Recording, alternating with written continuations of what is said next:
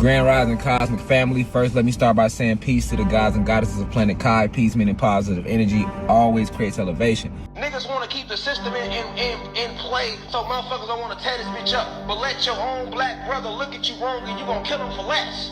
Nigga, this shit run deep with me in the system, nigga. Nigga, y'all trying to take my motherfucking life for defending myself, nigga. And if I ain't fight, nigga, if they said guilty, nigga, I wouldn't be here right now, nigga. Today, we just out here giving back to charity, giving back to the homeless. So we're gonna give away $1,000. I'm gonna give you this $200, man. Hey, thanks. Yeah, you know, I'm just here to help my black people, you my fellow black brothers. Thank you, hey, thank you. Yeah, all the time, God. It's all good. Thank you, baby. That's the first 100 here. That's 200 for you. And then this 200 for you too, man. Definitely. Showed you an orca, one of the most intelligent of the nomos.